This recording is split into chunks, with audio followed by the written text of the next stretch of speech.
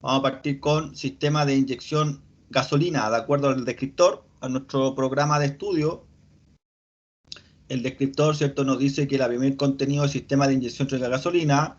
Ya hicimos la semana pasada, ¿cierto? Yo hice una introducción donde vimos la clasificación, en donde usábamos el texto que debería estar, ¿dónde?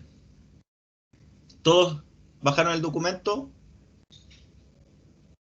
Creo que quedó en archivos, parece, ¿no? Pero no sé si esto queda en archivos en qué parte.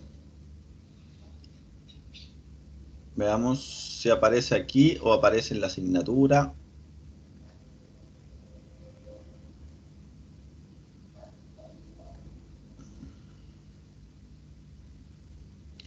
Ay.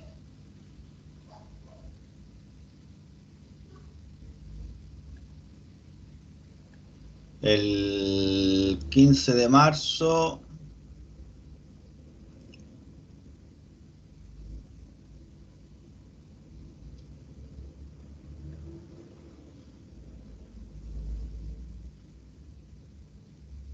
Ahí está.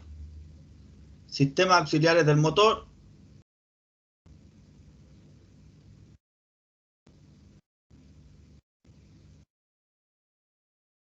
Entonces ahí estaría el documento, ¿cierto?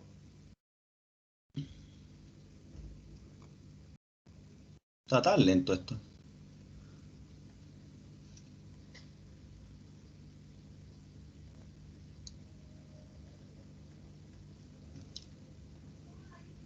Y acá se puede descargar.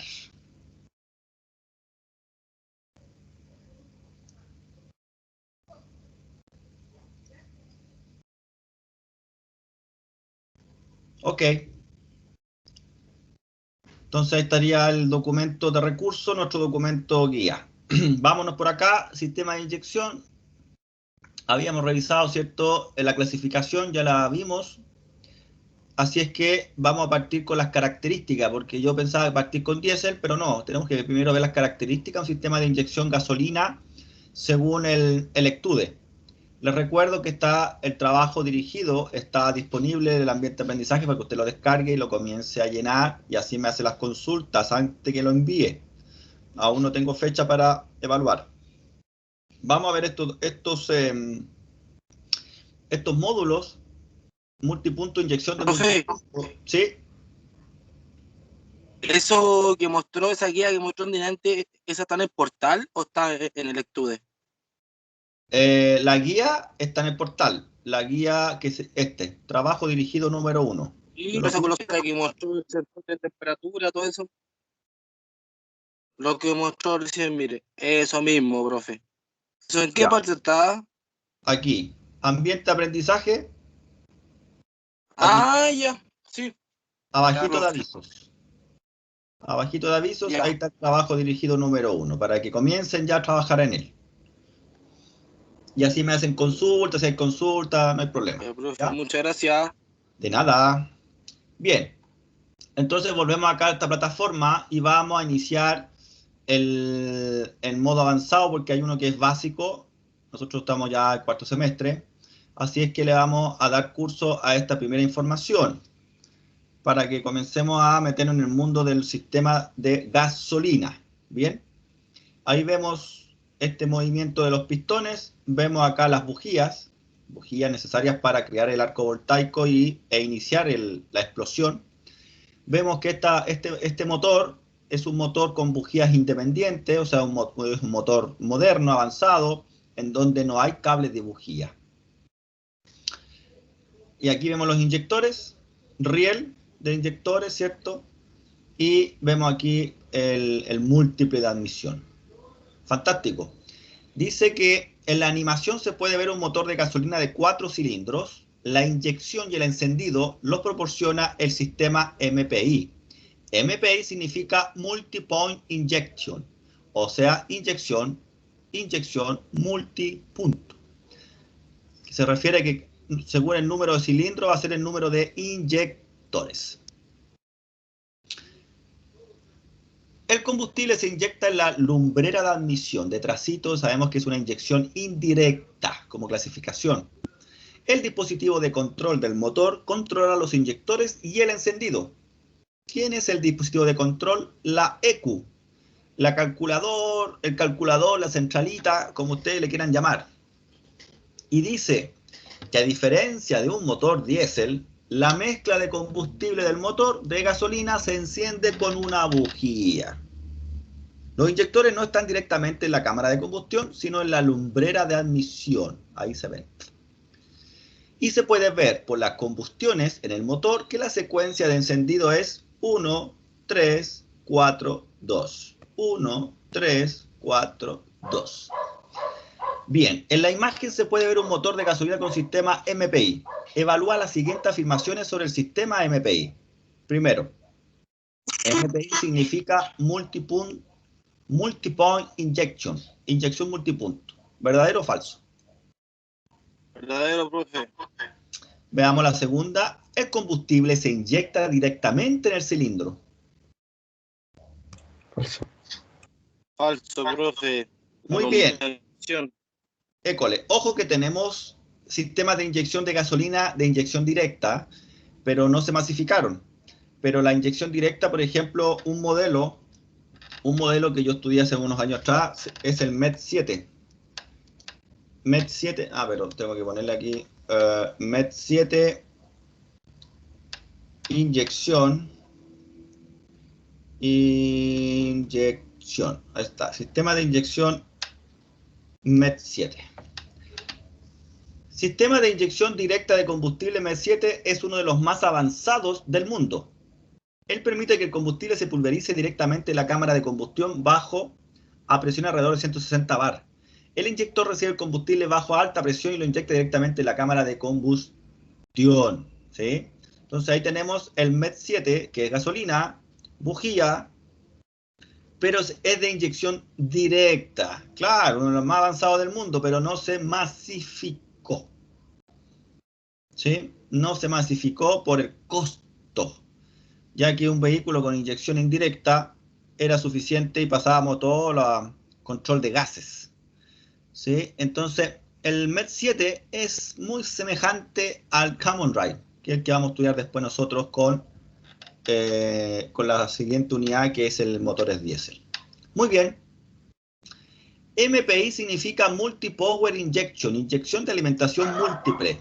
¿Verdadero o falso?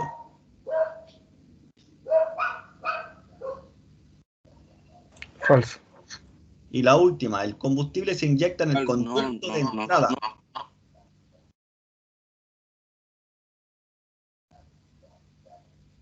¿Verdadero o falso? Falso.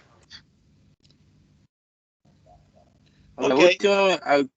última, profe, a mí las dos últimas me dejaron con duda. Creo que la última está buena. Veamos. No estoy seguro. Muy bien. Excelente. Sí, recuerden que la inyección de gasolina es una inyección indirecta. Por lo tanto, se inyecta en el conducto de entrada, no se inyecta en la cámara de combustión como el caso del diésel. Entonces, de toda la información que nos pusieron acá, la inyección multipunto MPI significa multipoint injection, está correcta, y el combustible se inyecta en el conducto de entrada. Muy bien. ¿Y en qué secuencia se inyecta el combustible? 1432, 1234, 1342, 1423. 1, 3, 4, 2. Exacto. Entonces, fíjense que esto que estamos corroborando fue lo que conversábamos la semana pasada. En la clasificación de los sistemas de inyección, veíamos una clasificación de acuerdo a la forma en que se inyecta. Y yo les contaba de que la inyección de gasolina cumplía el mismo orden de encendido. Y aquí lo estamos, ¿cierto?, evidenciando. 3. ¿Cuáles son las características de un motor de gasolina MPI? La mezcla de combustible se inflama con una bujía. ¿Verdadero o falso?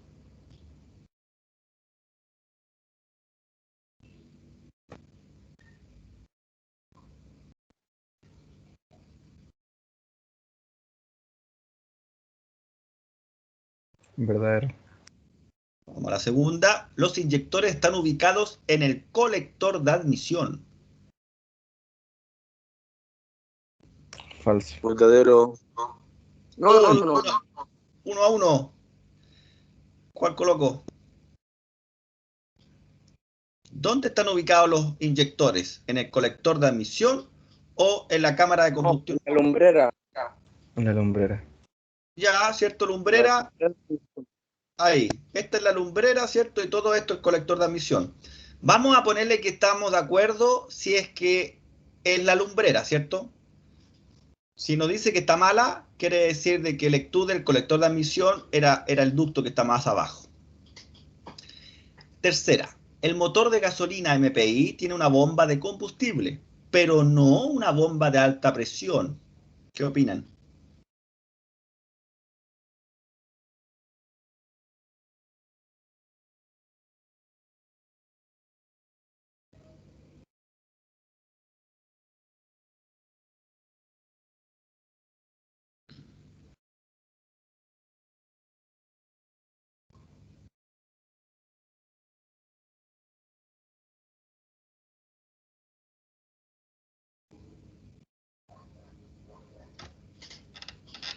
Ahí me pilló, profe. ¿Se acuerdan que les mostré el sistema MED7? Y el MED7, la diferencia es que la inyección se realiza dentro de la cámara de combustión, pero para eso tiene que haber una bomba de alta presión para que la presión de inyección sea superior a la compresión en la cámara. Porque si la presión de inyección es menor, cuando el inyector se abra, la compresión de la cámara se va a escapar por el inyector.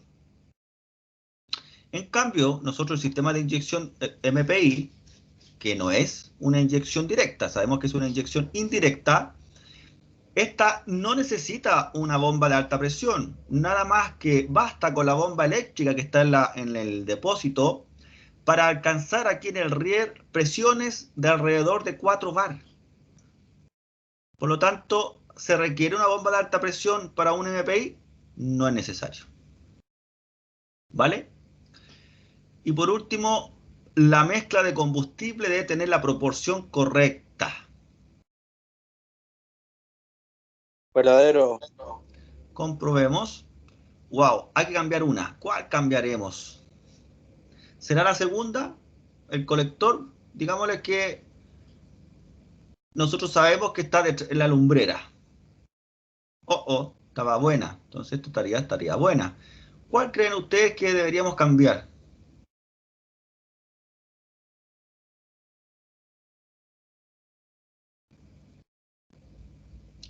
¿Será la última?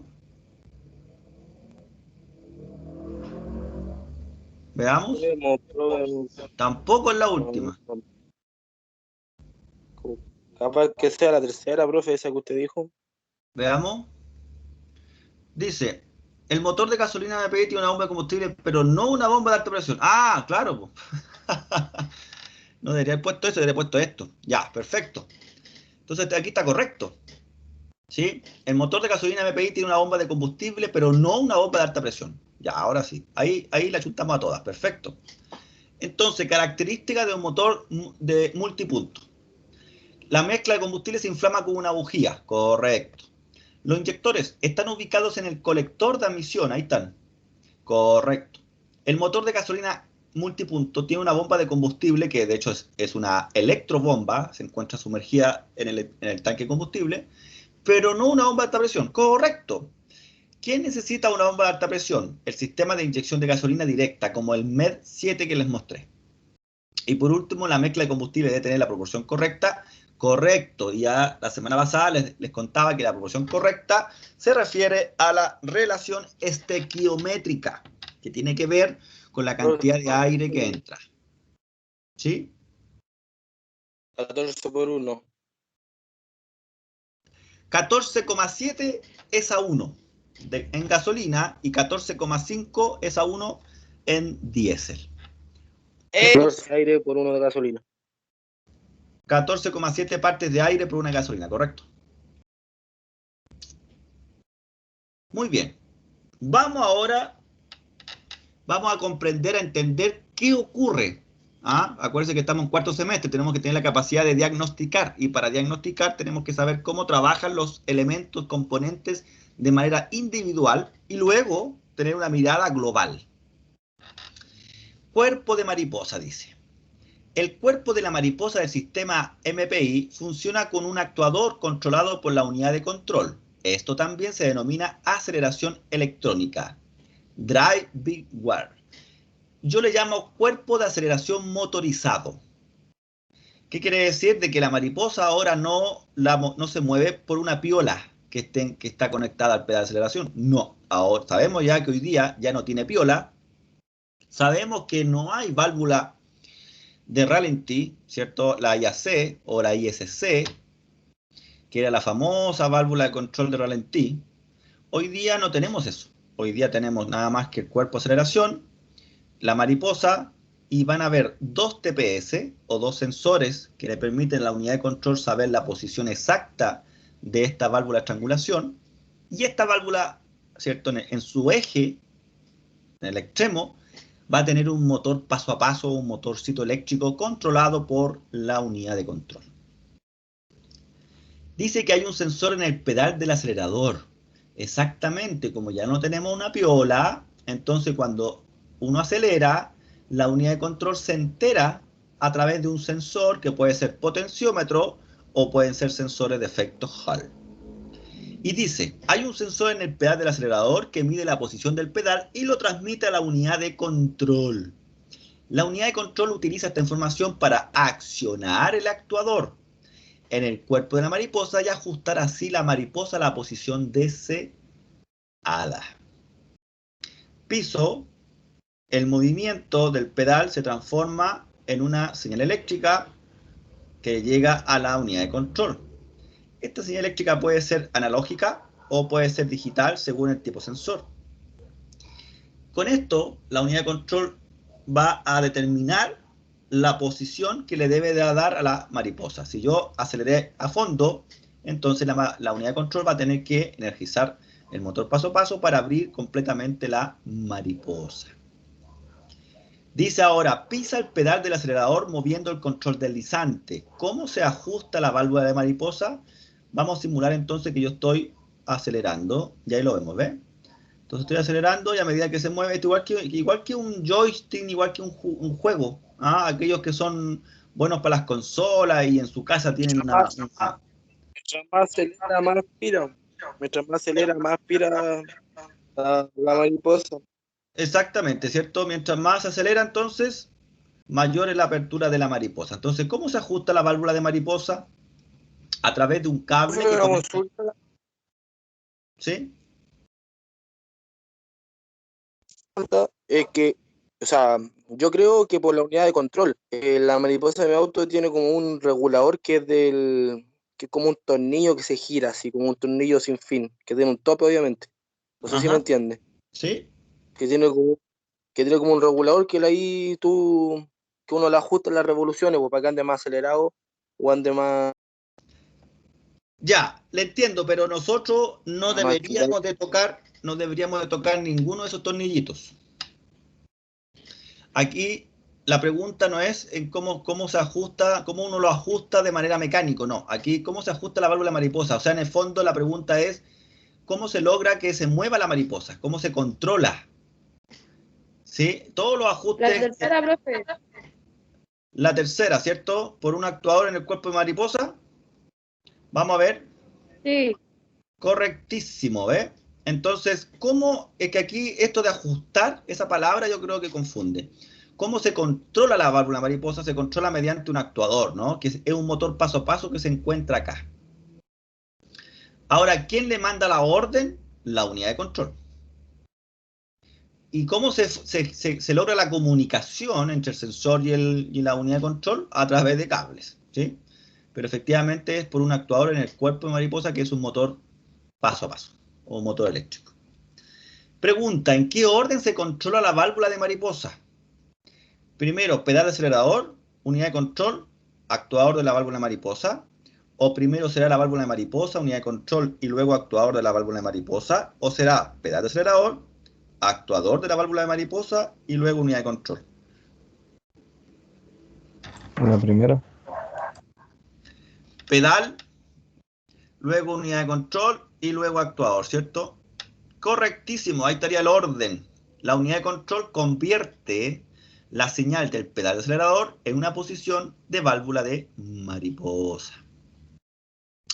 Excelente. ¿Por qué un sistema de aceleración electrónica, y aquí usan una nomenclatura, no necesita una válvula de ralentí? ¿Se acuerdan que les decía que ya aquí no existe la IAC? La IAC, ¿todos saben lo que es la IAC o estoy hablando válvula IAC? Profe, una consulta. Dele nomás. Cuando la IA Sí, profe. se echa a perder, ¿es probable que el motor funcione mal igual, disparejo con el tema del aire o no? ¿Cuándo quién? Cuando la válvula, la IAC, no funciona bien, ¿el aire tampoco funciona de manera correcta o no tiene nada que ver con la...? Le entiendo. Solamente le falla en ralentí. Ah, ya. En ralentí uno puede notar claramente un ralentí inestable. El computador trata de ajustar la RPM, pero le cuesta muchísimo por culpa de la válvula. Sí.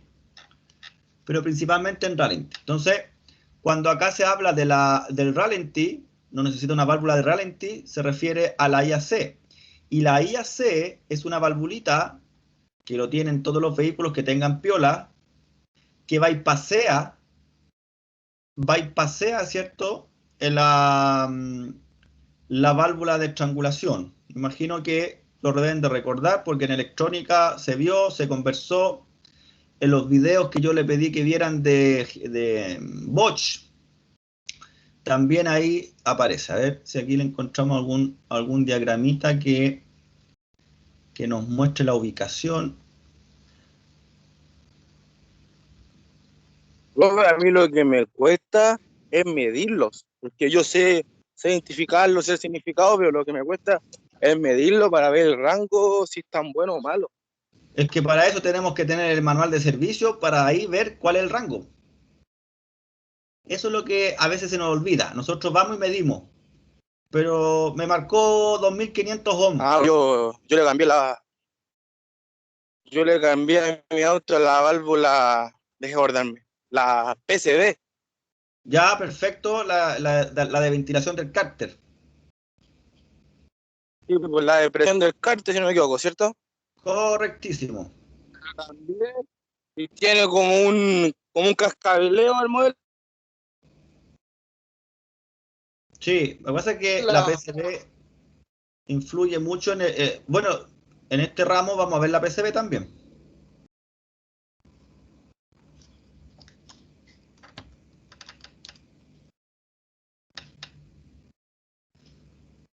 A ver, ¿dónde estás?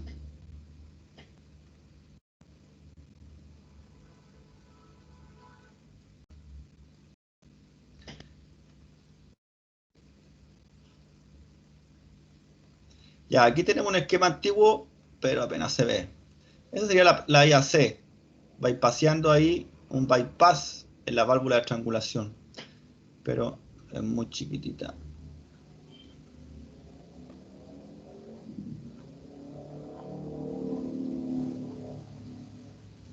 Pero alguien no entiende dónde va la IAC, a lo mejor todos saben y estoy yo buscando nomás sin necesidad. O alguien no sabe dónde está la Profe, yo IAC. no sé si va Yo por no el sé. lado del, no sé si va por el lado del chasis o por el lado Yo del no tengo motor. idea, profe. ¿A qué se refiere con algo de chasis? Lo que pasa es que yo ayer estaba armando un Corsa y en la parte donde va la admisión ¿Ya? no sabía cuál era la válvula IAC. No cachaba en qué parte iba. Ah, ¿en qué parte va? Ya, tiene que ir, Sí, comúnmente va en el mismo cuerpo de aceleración. sí, pero no sabía si iba por el lado del chasis o por el lado de donde está el motor. No sé si me entiende. No. No, porque Por el norte a la vista, que tiene un solo, está como claro, tiene un solo lugar nomás, pues, o sea, no hay forma de colocarlo en otro lado.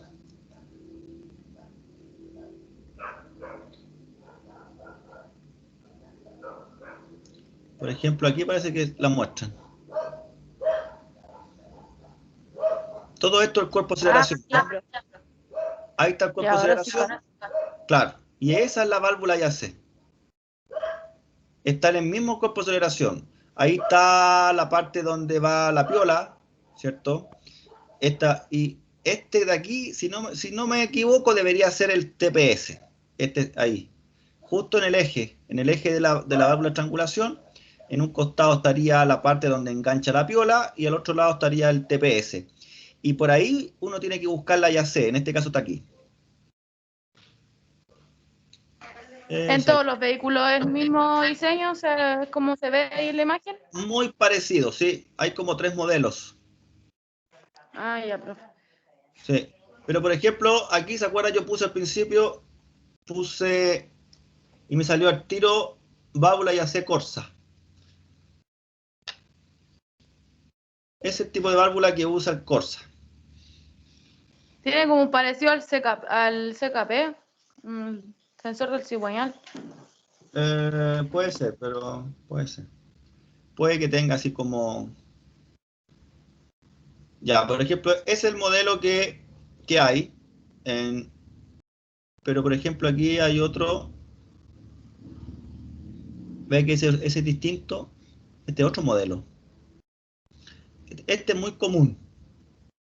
Ese que usa el Corsa.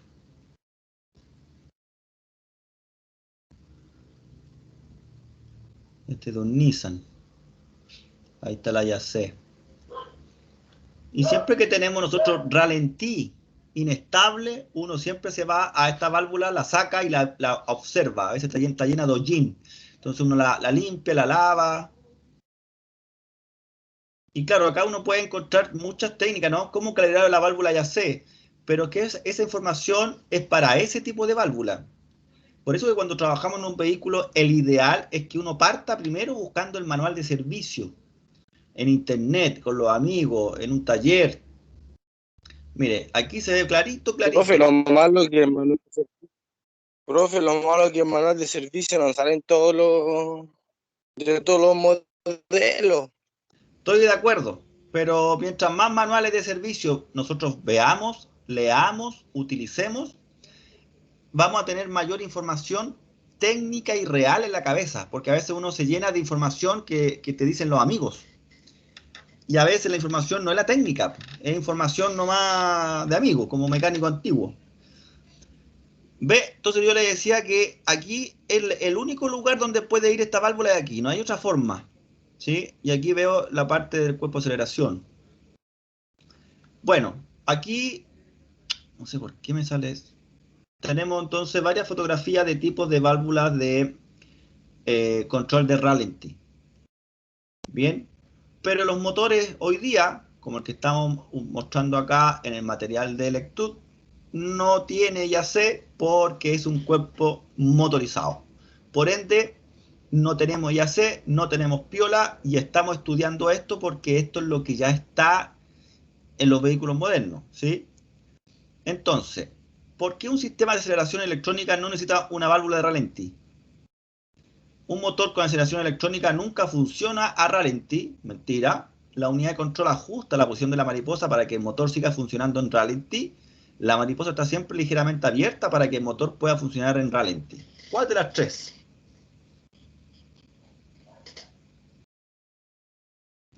La dos, profe, ¿no? Yo creo que sí, ¿cierto? Todo el rato.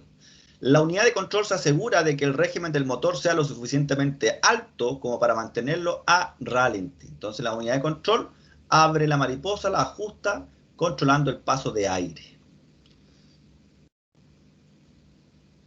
Y vamos ahora al sistema de encendido. Recordemos de que el sistema MPI, multipunto, inyección multipunto, se refiere al sistema Motronic. El sistema Motronic viene después del LH-Jetronic. ¿Se acuerdan la evolución? La evolución según Bosch. K-Jetronic, KE-Jetronic, L-Jetronic, LH-Jetronic y luego el Motronic. Y la diferencia del Motronic con las anteriores es que el Motronic controla también el encendido, la inyección de gasolina y además las chispas. Bien, dice bobina. En el sistema MPI, cada cilindro tiene su propia bobina. Aquí está. Que también se conoce como bobina de chispa simple. Las grandes ventajas de esto son que ya no hay cable de alto voltaje y que se requiere muy poco espacio de instalación. La unidad de control regula cada bobina por separado. Veamos entonces el funcionamiento. Ahí está. El que está acá arriba es bobina DIS, significa sistema de ignición directa, porque no tiene distribuidor. Con este sistema se elimina el distribuidor. Y ahora con este sistema de bobina de chispa simple o de bujía independiente o individual, ahora se eliminan los cables de bujía. Fantástico. Pregunta, ¿cuál es la diferencia más importante entre el sistema de encendido antiguo y el nuevo? Que el sistema MPI tiene una única bobina. El sistema antiguo tiene una bobina por cilindro. O el sistema MPI tiene una bobina por cilindro. El sistema antiguo tiene una para todo el motor. ¿Cuál? La segunda.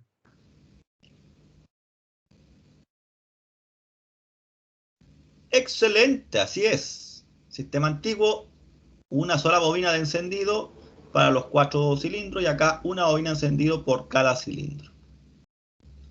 ¿Cómo se conoce también a la bobina por cilindro? ¿Bobina de chispa doble o bobina de chispa simple?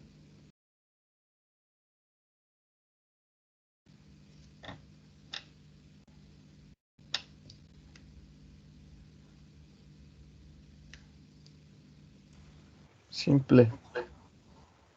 Chispa simple, profe. Así es. ¿Y cuáles son las ventajas de una bobina de chispa simple? Primero, sin cables de alto voltaje. ¿Verdadero o falso? Primera ventaja. Verdadero. Segunda ventaja, no se requiere mucho espacio de instalación. Verdadero. Se pueden controlar por separado. Verdadero. Excelente, puras ventajas tiene este Profe, sistema. ¿Sí? No, nada. No supe cómo decirlo, así que deje pensarlo y se lo digo. Me parece, no hay problema. Les iba a comentar de que si bien aquí aparece que todo es perfecto, yo les puedo contar que en la práctica estas bobinas tuvieron harto problema al principio. Yo acá lo vi en la marca Renault, porque ¿cuál es el problema de esto? Que esta bobina está sobre el motor. Fíjense, aquí tiene una parte metálica que después ahí uno coloca la bujía, ¿cierto? La bujía se atornilla al bloque y después esto, pum, se coloca ahí como si fuera un gorrito, ¿no? Y acá arriba hay electrónica, aquí dentro. El problema es que la electrónica no es amiga del calor. Entonces, con la temperatura era tan alta, es tan alta la temperatura que la electrónica al principio fallaba mucho, fallaban las bobinas. De hecho, antes de esto se inventó, entre el DIS y esto de chispa simple, se inventó un elemento que era largo y de ahí nacían para las 4 bujías. Era un asunto largo, así, pero cuando fallaba una, hay que cambiarla completa.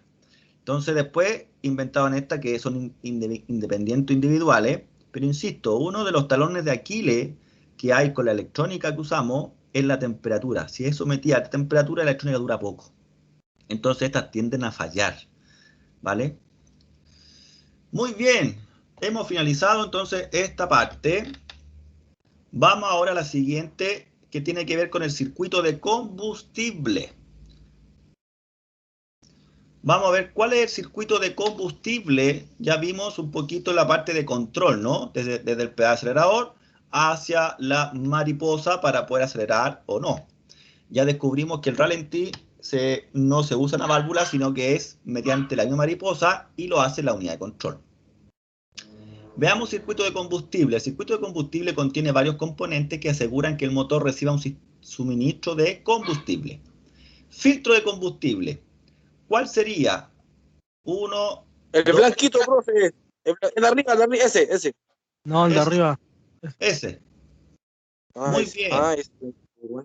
Ahí está el filtro de combustible, ¿cierto? Regulador de presión de combustible. El que decía el compañero a la izquierda. Adelante, profe.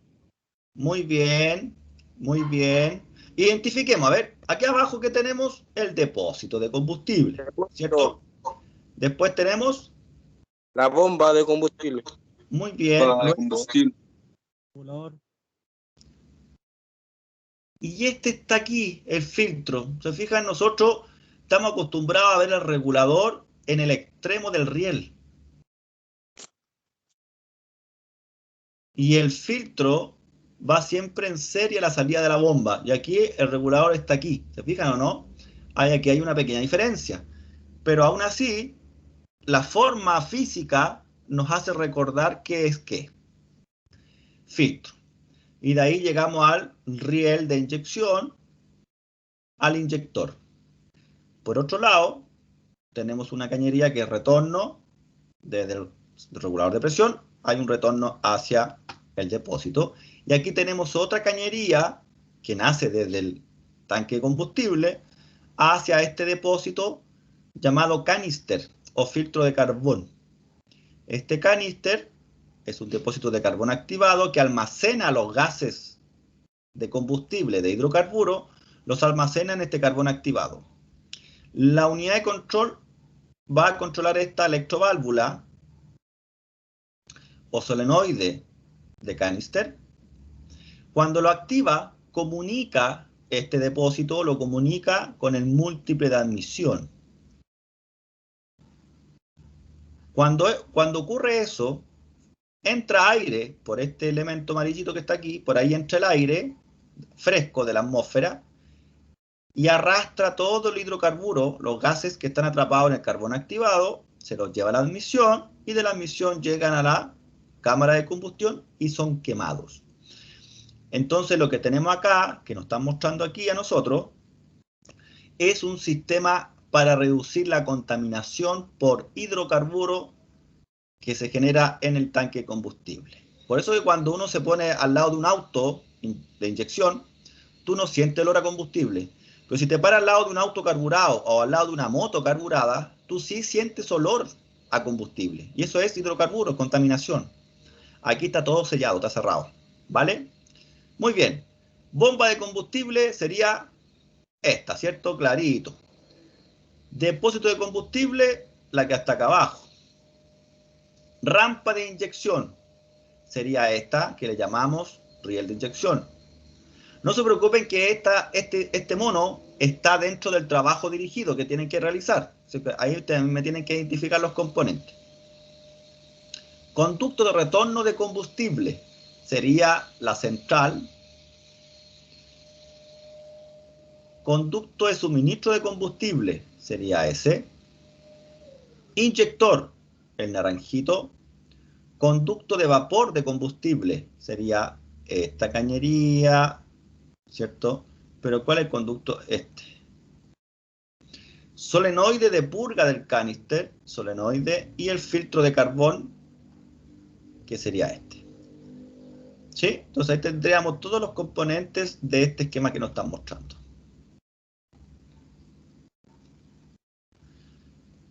Ahora, tenemos la bomba de combustible, regulador de presión, filtro, rampa o riel, inyector. Dice, la bomba de combustible puede estar en dos lugares, en el depósito, que es lo más frecuente para que se refrigere, o entre el depósito y la rampa de inyección.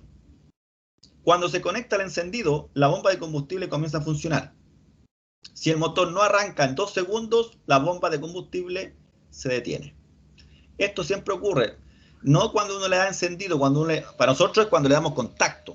Le damos contacto al vehículo, en algunos modelos se escucha el relé de la bomba. ¿Sí? Pero si no hay arranque, efectivamente se apaga. ¿Para qué pasa esto? Para que el arranque sea más rápido. Entonces la bomba funciona para elevar presión. Luego dice que el regulador de presión, que está acá, asegura que la presión de combustible en los conductos de alimentación y en la rampa de inyección no exceda de 3.5. 3.5, 3.8, hasta 4 bar. Yo he visto sistemas de inyección de gasolina indirecto.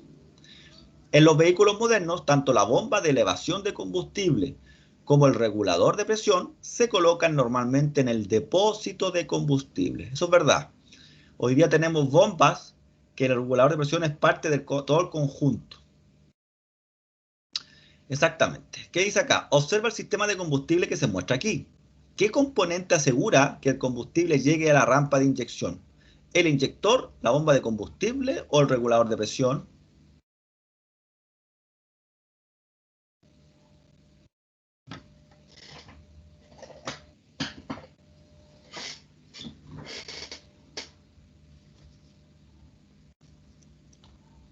El regulador de presión.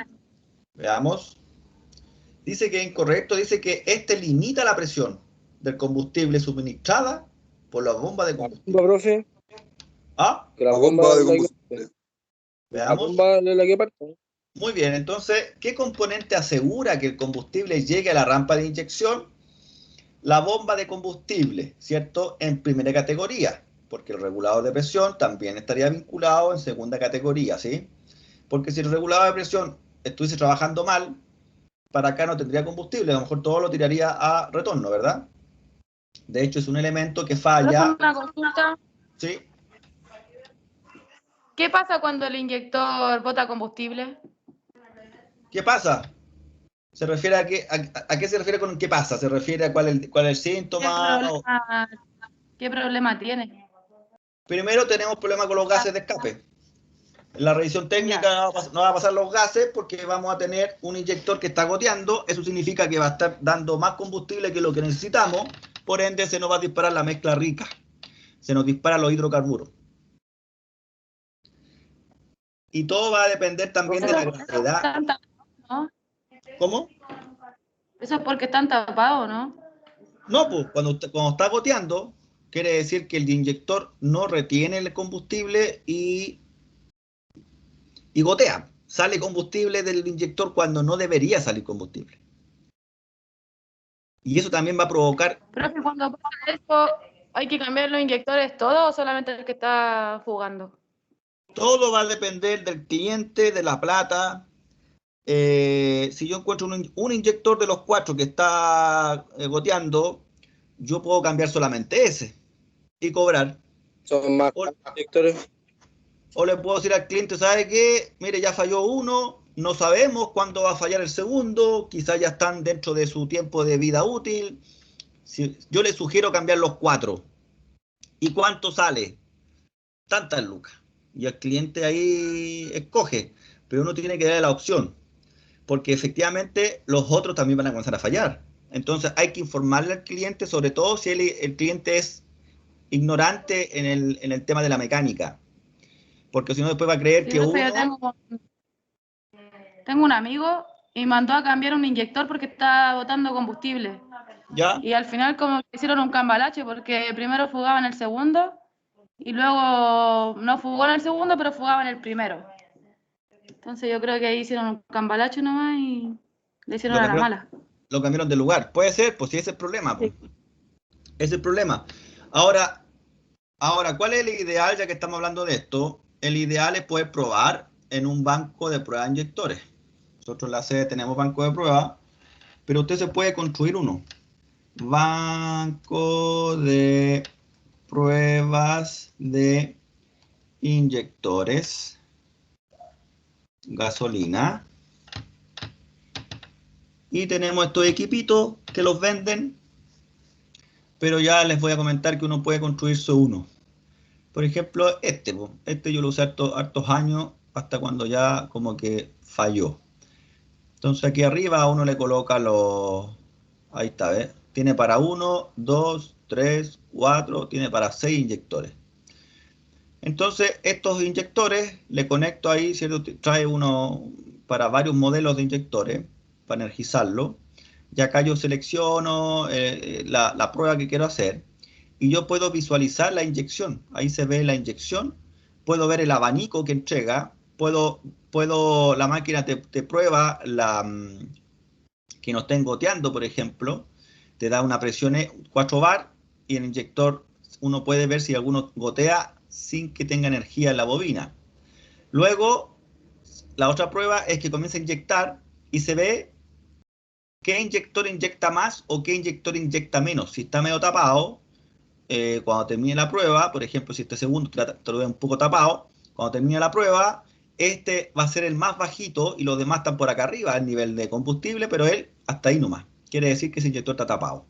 Entonces, si está tapado, lo que yo puedo hacer es someterlo a una limpieza de ultrasonido A ver, aquí abajito si aparece.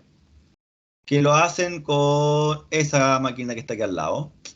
Esa que está acá al lado. Esa es es para limpiar, ¿ah? Para limpiar, para lavar por ultrasonido. Entonces uno lo echa ahí con un líquido especial y se supone que ahí va a quebrar los sedimentos que están tapando el inyector. Ahora, si bien yo puedo armarme uno con un circuito integrado que se llama 555 y yo puedo fabricar mi propio banco de pruebas de inyectores. Por ejemplo, Profe, aquí una cosa. sí, Una vez que falla el flotador que va en la bomba de combustible, ¿se puede arreglar o solamente hay que cambiarlo? es que va a depender del tipo de falla, porque el flotador le permite a uno ver el nivel de combustible que hay en el tanque. Si falla el flotador, si usted me dice falló el flotador, yo me imagino que el elemento que flota se perforó y le entró combustible.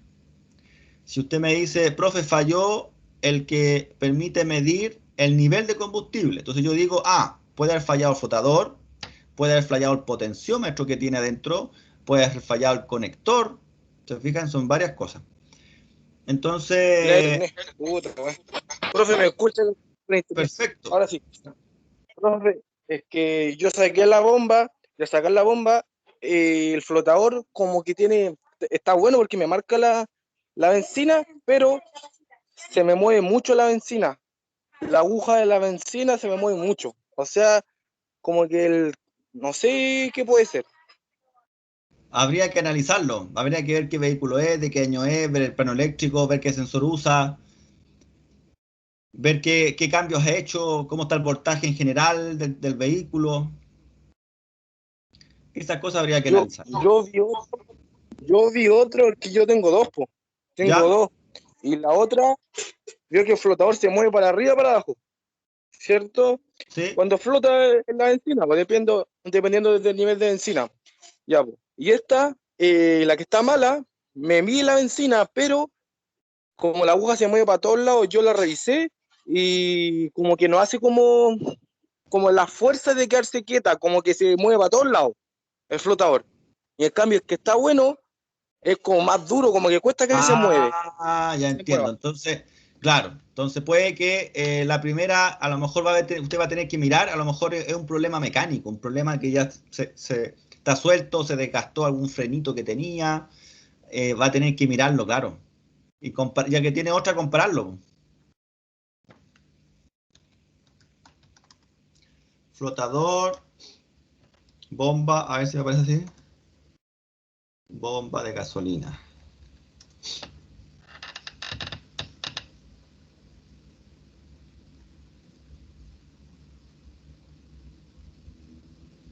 Entonces, es un aparato como este, así. Sí, profe, como ese. Claro, ¿ve? Entonces lo que tenemos acá nosotros es un potenciómetro. Aquí está el cursor deslizante y aquí son las pistas de grafito. ¿Se acuerdan que el potenciómetro cuando lo estudiamos en electrónica vimos eso? Entonces este elemento, el que se mueve según el nivel de combustible. Pero claro, mecánicamente debe tener algo para evitar que esta cuestión se mueva, ¿cierto? Y justamente tengamos ese problema. Ahí está. Así como que eso verde que usted está apuntando, eso es como lo que tengo malo, que hace que mi flotador se mueva para todos lados. Porque el flotador que está Ah, bueno, se mueve para todos lados. Hace como la resistencia. perfecto, perfecto. Entonces es un problema mecánico nomás. Porque si no le marcara nada, por ejemplo, ahí pensaríamos que es el sensor, porque el sensor es el que está aquí, esa pista, esa plaquita que está ahí.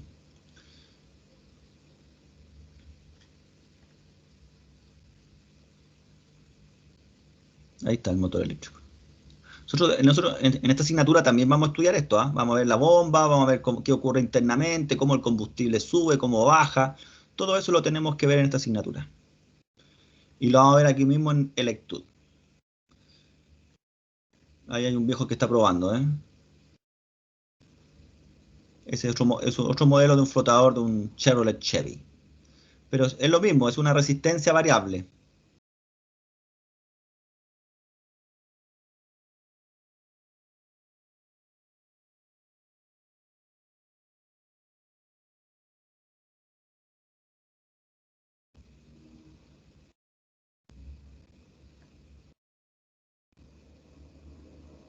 Ya, volvamos entonces a nuestro... Este ya lo vimos, estábamos en combustible acá. Perfecto, entonces. A ver, ¿alguien escribió alguna cosita para...?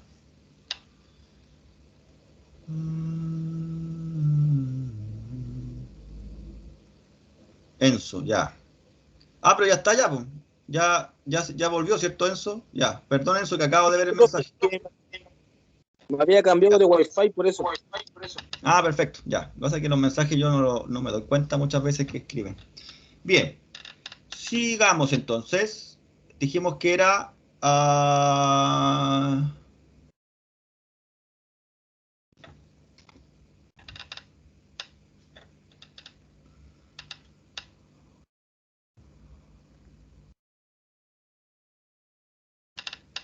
entonces habíamos quedado en que era la bomba. Muy bien. Clic en el botón para poner en marcha la bomba de combustible y presta atención al conducto de retorno. Voy a poner aquí clic para que la bomba comience a funcionar y vamos a ver qué ocurre en esta línea que es la de retorno, dicen aquí. 2, 3, te dirá 3,5 y ahí comenzó ahora a... Entonces, cuando se llega a la presión de trabajo de 3.5 bar en este ejemplo, en este modelo, el resto del combustible se va a retorno al tanque de combustible para mantener los 3.5 bar. Perfecto. Muy bien. Profe, y si aquí hubieran 5 bar, hay un problema con el regulador de presión. Profe, si aquí hubieran 2 bar, hay un problema con el regulador de presión. Este vehículo está trabajando normal y si yo mido la presión en el riel, tiene que haber 3.5, 4 bar. ¿Sí? Entonces, el regulador de presión es importante también verificarlo como lo estamos haciendo acá.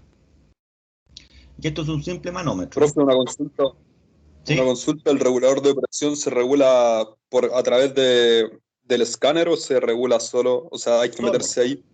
No, nada. Este mecánico viene ajustado de fábrica, igual que la tapita del radiador, viene de fábrica. Este regulador viene seteado para los 3.5 bar. Entonces, si yo veo que está con problemas este regulador de presión, a raíz de la presión que estoy midiendo, que no es la correcta, entonces yo voy y compro el regulador de presión para el Corsa tanto, el regulador de presión para el Hyundai Atos, para el regulador de presión para tal modelo, tal año. Y ahí me lo van a vender, tal cual. Pero aquí la presión no es ajustable, viene fija.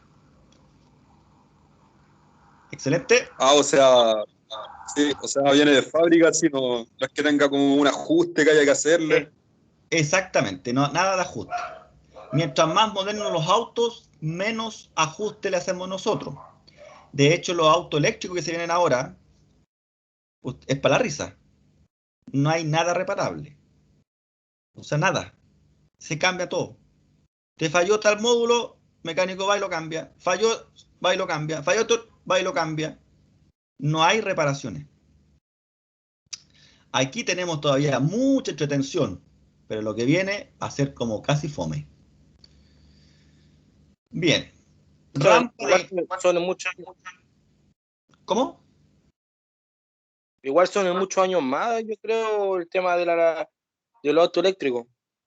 Mira, la verdad que depende mucho de la persona, porque, por ejemplo, si usted decide irse para el sur, a un lugar, va a tener todavía vehículos carburados. Pero si hablamos de aquí Santiago, que es la región metropolitana, aquí está todo, ya está muy pronto porque el gobierno, los gobiernos, las políticas son las que determinan finalmente si una tecnología entra o no entra. Recordemos que la política europea es la que ha ido cada año exigiendo menor contaminación, por ende, los fabricantes han tenido que ir mejorando sus motores, reduciendo la contaminación. Pero si Europa, que sí, ellos son los más preocupados por la salud, si no se preocuparan de eso, a lo mejor todavía estaríamos con una locomotora tirando humo y estaríamos todos asfixiados. En Chile, el gobierno está apostando en la movilidad eléctrica fuertemente. De hecho, Chile tiene la parte de los buses, que son eléctricos y eso es para el transporte público. Tenemos contaminación en Santiago, por lo tanto, en cualquier minuto el gobierno va a decir ya, desde tal fecha, así como el gobierno de Chile, la democracia. ¿Ustedes saben cuál es la democracia chilena?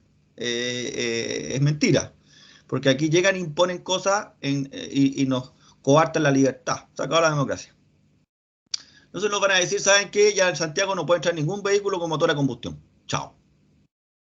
Entonces van a haber flotas de taxi eléctricos, la flota de los buses eléctricos, y si parte el Estado con el transporte público eléctrico, de ahí va a seguir todo. Piensen ustedes que en Europa ya dijeron que para el 2025 no se fabricaban más motores a combustión. Y quedan 4 años para eso. Por lo tanto, la movilidad eléctrica ya llegó. Ya llegó, así es que tenemos que nosotros pensar en eso. Ahora, si yo me quiero dedicar al sistema de inyección de gasolina, obviamente va a encontrar pega igual. O sea, tampoco estamos hablando de que mañana sacaron el auto de inyección, mentira. El caso de ustedes, como cuando yo estudié, y cuando estudié mecánica, yo estudié el carburador, pero lo que se hablaba era de inyección electrónica. Y resulta que la inyección electrónica lleva 20 años, desde que yo estudié. ¿Se fijan? Entonces, desde que yo estudié el carburador, y luego hablaban de la inyección electrónica, y la inyección electrónica lleva más de 20 años en el mercado. Entonces podemos pensar que ahora comienza la transición, y de aquí la movilidad eléctrica va a ser durante 20, 30 años más, no sé. Todo va a depender de qué ocurra de aquí al año 2026, de acuerdo a los astrólogos y de acuerdo a muchas razas o civilizaciones antiguas que dejaron escritos. Todas las profecías, por así llamarlo, llegan al año 2025-2026. Nadie sabe lo que va a pasar después de esa fecha. No hay datos, no hay antecedentes ni de los mayas ni de nadie. Así que todavía nos quedan 5 añitos más para seguir viviendo en este planeta y ahí ver qué pasa. Si nos llevan los ovnis, se destruye todo el planeta, no sé, compadre, no sé. Mientras tanto, solo sé que hay que trabajar o estudiar para seguir en este sistema, ¿cierto?, sobreviviendo. Muy bien, veamos la rampa de inyección e inyector. Tenemos la rampa de inyección, estoy súper claro que todos la reconocen, esa que está aquí, ese tubo, y de aquí abajito, ¿cierto?, tenemos el inyector, que es una válvula electromagnética, de acuerdo a lo que estudiamos el semestre pasado en electrónica. O antes pasado, no sé. Aquí tengo gente que está por segunda vez, ¿no? Pregunta: ¿cuál es la función de la rampa de inyección convencional? Absorber los picos de presión en el sistema. ¿Será verdad o mentira? Le voy a leer el texto. Dice: después del regulador de presión, el combustible pasa a la rampa de inyección. Regulador de presión, filtro, rampa. Los inyectores están conectados a esta rampa. 1, 2, 3 y 4 según el ejemplo. La función de la rampa de inyección es distribuir el combustible a través de los inyectores y crear un depósito de combustible. La idea de esto es poder mantener los 4 inyectores a la misma presión. Entonces la entrada de cada inyector, la presión es la misma, ¿sí? Por eso que usan un riel. El inyector y la mariposa sustituyen al antiguo carburador. La función del inyector es inyectar el combustible atomizado, pulverizado, lo mejor posible. Mientras más pequeñas sean las gotas de combustible, mejor va a ser la mezcla y mejor la explosión. El inyector inyecta combustible cuando se envía una intensidad de corriente a la válvula electromagnética del inyector. La unidad de control activa el inyector. Muy bien. ¿Cuál es la función de la rampa de inyección convencional?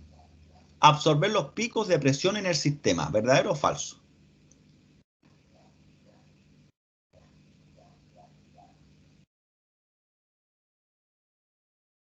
¿Quién debería absorber los picos de presión?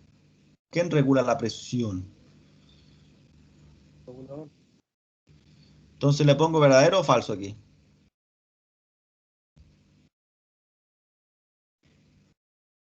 Falsa. Segunda, reducir la presión del combustible. Falsa. Tercera, crear un depósito de combustible para los inyectores. Verdadera. Y la última, distribuir el combustible a los inyectores. Verdadera. Veamos si es verdad. ¡Excelente, señor! Entonces, la función del riel de inyección, la rampa de inyección, la flauta, le llaman otros textos, sería crear un depósito de combustible para los inyectores y distribuir el combustible a cada uno de ellos con la misma presión. 3. Vamos a activar la corriente a través del inyector pulsando el botón. ¿Qué sucede? ¡Pum! Dice, el combustible puede volver al depósito, el inyector limita la presión, el inyector deja de inyectar o se inyecta combustible. Inyecta. Exacto. ¿La presión cae? No. No. ¿Se interrumpe el retorno? No. ¿Qué ocurriría si yo hago esta prueba y cuando yo alimento el inyector, la presión cae? ¿Estaríamos enfrente a un problema o sería normal? Es un problema. Exacto, y son las pruebas que uno realiza en la práctica. Cuando yo quiero determinar el buen funcionamiento de una bomba, de un regulador de presión, no tengo que ir a sacar el asiento y sacar la bomba. Lo que yo debo hacer es hacer esta conexión con un manómetro y luego hacer pruebas. Contacto, dar arranque, acelerar, ¿se fijan? Y ahí ver qué ocurre con la presión, porque si la presión es muy baja, yo puedo culpar hasta el filtro y tal vez preguntarle al cliente, oiga, ¿qué pasa? Oiga, ¿cuándo cambió el filtro de combustible? ¿Cuál filtro me va a decir? Y esa respuesta me va a indicar que el filtro debe estar más tapado que 8. ¿Se fija? Y por eso que tengo una presión baja, por eso que el motor no tiene fuerza, por eso que la inyección es muy bajita. Y todo fue por culpa de un filtro de combustible que está saturado, está tapado. Entonces yo saco el filtro, coloco otro o conecto directo solamente para hacer la prueba y ocurre que ahora la presión llega al máximo. Entonces era nada más que el filtro de combustible tapado. ¿Se fijan? Esto es lo que yo hago. Esto es lo que se hace. No preguntarle a un amigo, porque tu amigo te va a decir, ¿sabéis, loco, que yo tenía el mismo problema y era la bomba? Cambia la bomba nomás y te va a quedar impecable. Y usted confía. Su amigo le está contando lo que él le pasó, pero no quiere decir que su caso sea el mismo. Los síntomas pueden ser los mismos, pero la causa es distinta. Entonces uno tiene que corroborar, tiene que diagnosticar el componente o elemento que uno cree que es la causa del problema. Entonces yo tengo que hacer esta prueba, no llegar y cambiar la bomba porque a un amigo me contó que a él le pasó lo mismo y él cambió la bomba y quedó impeque. Porque usted va a cambiar la bomba. Le va a decir al cliente que compre una nueva, 60 lucas, la va a instalar y le va a quedar igual. Y ahí está el cacho. Chuta, loco, ¿sabes qué le... Oye, loco, va a llamar al amigo, ¿sabes que cambié la bomba? Y está igual. Chuta, no sé, entonces, ¿qué puede ser, loco? Porque yo cambié la bomba y me quedó impecable. Y ahí usted quedó con una bomba comprada nueva, instalada, y con las fallas. Y con un cliente esperando que le entregue el auto porque usted dijo que era la bomba. Y más encima le pidió al cliente que él la comprara. Por lo tanto, uno tiene que antes probar las cosas. ¿Y cómo yo pruebo una bomba? Midiendo el caudal, por ejemplo, midiendo en este caso que logremos la presión de trabajo. Muy bien, profesor. ¿Y cuál sería la función del inyector? Inyectar el combustible atomizado lo mejor posible, inyectar el combustible nada más, inyectar solo combustible durante el arranque o inyecta aire. La primera. Exactamente, ¿cierto? Inyecta el combustible atomizado, pulverizado lo más que se pueda. Perfecto, excelente. Y este lo vamos a mojar para la próxima clase, acuérdenme, MPI, condiciones de funcionamiento. ¿Ya? ¿Cómo reacciona el sistema durante vacío, carga parcial, plena carga y arranque? ¿Ya? Este módulo es súper entretenido porque vamos a ver todos los regímenes que tiene el motor y qué elementos estarían involucrados, ¿sí? MPI, condiciones de funcionamiento, cómo reacciona el sistema MPI durante funcionamiento en vacío, carga parcial, a plena carga y en el arranque, y ese lo vamos a ver la siguiente clase. ¿Les parece bien? Sí. Me parece. Súper. Entonces, para concluir, ya que acuérdense que después tengo otra clasecita, estuvimos revisando el circuito de combustible de un sistema de inyección multipunto. Nos dimos cuenta de las características, cómo trabaja con el sistema de encendido, el cuerpo de aceleración motorizado, y eso respecta a un sistema multipunto actual. Perfecto, perfecto. Bien. ¿Alguna duda, alguna consulta, estimados? Sí, profe, con respecto al tema de Electud en este caso, no se abrió todavía para los estudiantes. No, todavía no lo sé, mire, de hecho le voy a mostrar, pero déjeme terminar la grabación para que no quede registro de cosas que me pueden perjudicar. Detenemos la grabación